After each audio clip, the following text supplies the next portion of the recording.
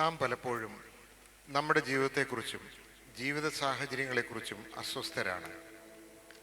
മറ്റുള്ളവരുടെ ജീവിതം നമ്മുടേതിനേക്കാൾ വളരെ നല്ലതാണ് എന്ന് പലപ്പോഴും നാം കരുതുന്നു. അക്കരെ പച്ച എന്നൊരു ചൊല്ല് തന്നെ ഉണ്ടല്ലോ. ഇങ്ങനെ ചിന്തിക്കുന്ന ചിലരെക്കുറിച്ചാണ് ഈ സ്കിറ്റ് പ്രതിപാദിക്കുന്നത്. ഇത് പലപ്പോഴും നമ്മുടെ ജീവിതത്തെ പ്രതിഫലിപ്പിച്ച് കാണിക്കുന്നു. നാം ശ്രദ്ധിച്ചിരിക്കുന്നുവെങ്കിൽ ഈ കഥാപാത്രങ്ങളിലൂടെ നമുക്ക് നമ്മെ തന്നെ കാണുവാൻ സാധിക്കും. ആദ്യമായി ഈ സ്കിറ്റിലെ 3 കഥാപാത്രങ്ങളെ പരിചയപ്പെടുത്താൻ ആഗ്രഹിക്കുന്നു. സാറ 20കളിലുള്ള ഒരു ചെറുപ്പക്കാരി. ഇപ്പോഴത്തെ തൻ്റെ ജീവിത സാഹചര്യങ്ങളിലും ജോലിയിലും തൻ്റെ ജീവിതം പെട്ടുപോയി എന്നവൾ ചിന്തിക്കുന്നു. എൽസ സാറയേക്കാൾ 5 വയസ്സ് മുതിർന്ന അവളുടെ സഹോദരി. അവൾ തൻ്റെ ജീവിതത്തെക്കുറിച്ച് സംതൃപ്തിയാണ്. അവൾ എപ്പോഴും വിവേകപൂർവമായ നിർദ്ദേശങ്ങൾ നൽകുന്നു. ഡേവിഡ് സാറയുടെ ബെസ്റ്റ് ഫ്രണ്ട്. പല കാര്യങ്ങളിലും അസ്വസ്ഥനാണെങ്കിലും യാഥാർത്ഥ്യബോധം പുലർത്തുന്നവനാണ്. ഈ സ്കിറ്റ് ഇവിടെ ഞങ്ങൾ ആരംഭിക്കട്ടെ.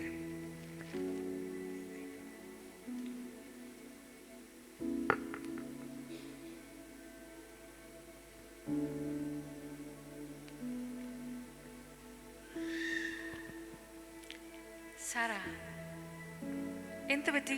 നിനക്കെന്തോ വിഷമമുള്ള പോലെ തോന്നല്ലോ. എന്താണെന്ന് അറിയില്ല.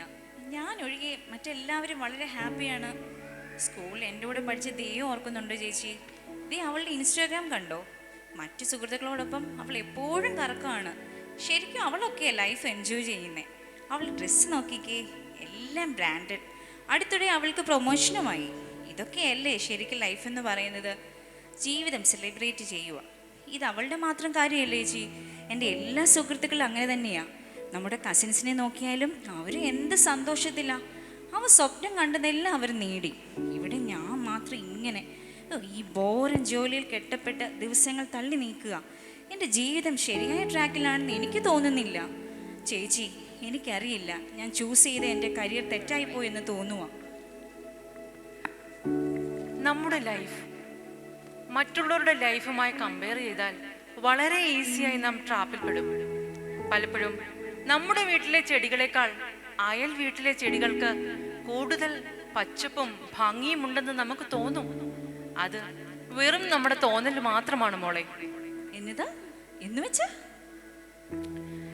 അതായത് പലപ്പോഴും നമ്മൾ മറ്റുള്ളവരെ കാണുമ്പം അവർക്ക് ലൈഫിൽ ഒരു കുഴപ്പവും ഇല്ല എന്ന് ചിന്തിക്കും. സത്യം പറഞ്ഞാൽ നമുക്ക് ആരുടെയും ലൈഫ് അറിയില്ല. എല്ലാവർക്കും അവരുടേതായ പ്രശ്നങ്ങളുണ്ട്. ഞാൻ കുറച്ച് ചായ എടുക്കട്ടെ?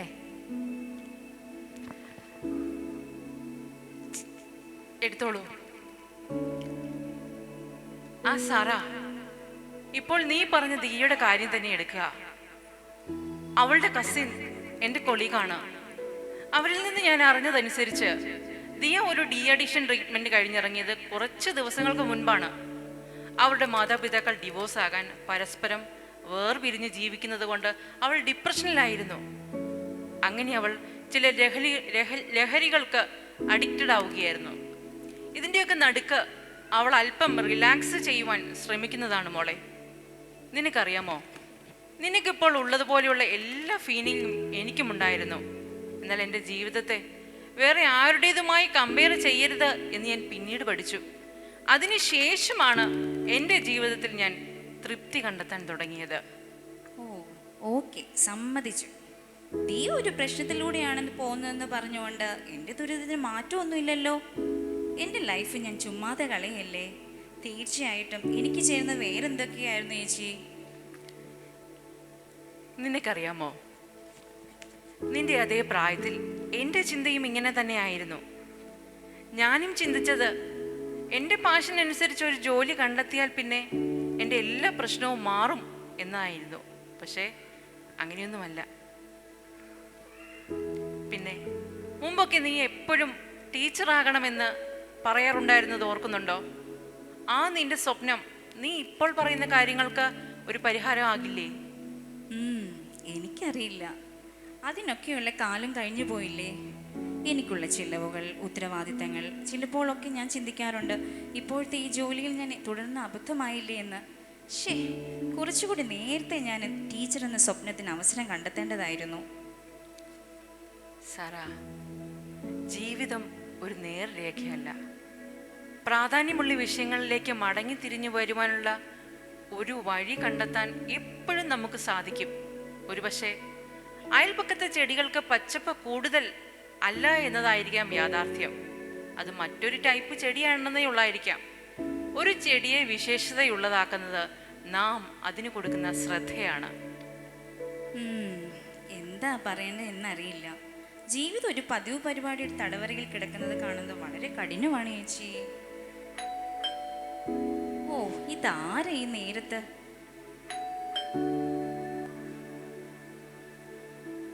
ഓ, നീ ആയിരുന്നോ? ഹായ്, നിങ്ങൾ രണ്ടുപേരും ഇവിടെ ഉണ്ടോ? ചേച്ചി ഡേവിഡ് വന്നു, ഒരു ഗ്ലാസ് ചായ എടുത്തേക്കാമോ? എന്താണ് ഇവിടുത്തെ ഏറ്റവും പുതിയ ചർച്ചാ വിഷയം? കൊള്ളാം, നീയും തുടങ്ങിയല്ലോ. എൻ്റെ ജീവിതം കൊണ്ട് ഞാൻ എന്താ ചെയ്തുകൊണ്ടിരിക്കുന്നതെന്ന് കണ്ടെത്താൻ ഒരു ശ്രമം നടത്തുകയായിരുന്നു. നിന്റെ ഫീലിംഗ് ഒക്കെ എനിക്ക് മനസ്സിലാവുന്നുണ്ട്. ഇന്നലെ രാത്രി എൻ്റെ ഒരു ഫ്രണ്ട് ഇട്ട പോസ്റ്റ് ഞാൻ കാണുമായിരുന്നു. അവനിപ്പം കുളു മണാലി വഴി കറങ്ങി നടക്കുക. ഞാനാണെങ്കിലോ ഒരു അഡ്വർടൈസ്മെൻറ്റിന് വേണ്ടി എൻ്റെ ക്ലയൻറ്റിനോട് ചോദിച്ച് നടക്കാൻ തുടങ്ങിയിട്ട് ഇപ്പോൾ 1 മാസമായി. ഡേവിഡ്, ഇങ്ങനെയൊക്കെ ചിന്തിക്കാൻ തുടങ്ങിയാൽ നമ്മൾ അതിൽ അകപ്പെട്ടു പോകും. ഒരുപക്ഷെ നീ കാണുന്നത് സംഗതിയുടെ പൂർണ്ണ രൂപമല്ല എന്നുമാകാമല്ലോ. നീ നിന്റെ ജീവിതത്തിന്റെ പരുക്കൻ വശങ്ങളെ കമ്പയർ ചെയ്യുന്നത് മറ്റു ചിലരുടെ ആഘോഷങ്ങളുമായിട്ടാണ്. അതെ, ചേച്ചി പറഞ്ഞത് ശരിയാകാനാണ് സാധ്യത. എന്നാൽ നീ പറയുന്നതിലും കാര്യമുണ്ട് സാറേ. നമുക്ക് പലപ്പോഴും ചില വ്യത്യസ്തകൾ വരുത്താനും ജീവിതത്തിൽ എന്തൊക്കെയോ ആയി തീരാനും കഴിഞ്ഞിരുന്നെങ്കിൽ എന്ന് ഇടയ്ക്ക് തോന്നിപ്പോവും. എന്തോ എനിക്കറിയില്ല, ഒരു മാറ്റം ഏറ്റെടുക്കാനുള്ള ധൈര്യം എനിക്കുണ്ടോ എന്ന്. ഇപ്പോഴത്തെ എൻ്റെ ജോലിയിൽ കണ്ടുമാനം എൻ്റെ കഴിവും സമയവും എല്ലാം ചെലവഴിച്ചല്ലോ എന്നാണ് എൻ്റെ ഫീലിംഗ്. ഒന്ന് മാറുമ്പോൾ മറ്റൊന്ന്, ഇങ്ങനെ മാറി മാറി വരുന്ന ഉത്തരവാദിത്തങ്ങൾ എൻ്റെ ആയുസ് കുടുങ്ങിക്കിടക്കുകയാണ്. ഇനി പുതിയൊരു ചുവട് ഞാൻ എടുത്താലും അത് ശരിയായ ദിശയിലായിരിക്കുമോ എന്ന് എങ്ങനെ അറിയാം? നീ ഒറ്റയടിക്ക് വലിയ മാറ്റങ്ങൾ പോകണമെന്നില്ല. നേരത്തെ ഞാൻ ചെടികളുടെ കാര്യം പറഞ്ഞതുപോലെ എല്ലാം തികഞ്ഞ സ്ഥലമോ എല്ലാം തികഞ്ഞ ജോലിയോ അല്ല നാം അന്വേഷിക്കേണ്ടത്. നമുക്കിപ്പോൾ ഉള്ളതിനെ പരിപോഷിപ്പിക്കുവാൻ തീരുമാനിക്കുകയും നമ്മുടെ അഭിലാഷങ്ങൾക്ക് ചെറിയ ചെറിയ ചുവടുകൾ വയ്ക്കുകയും അത്ര വേണ്ടത്. നീ ആ ഓർഫനേജിലെ കുഞ്ഞുങ്ങളെ പഠിപ്പിച്ച സമയം ഓർക്കുന്നുണ്ടാവുമല്ലോ. അത് ചെയ്തുകൊണ്ടിരുന്നപ്പോൾ നിന്റെ മുഖത്ത് എത്ര സന്തോഷമായിരുന്നു.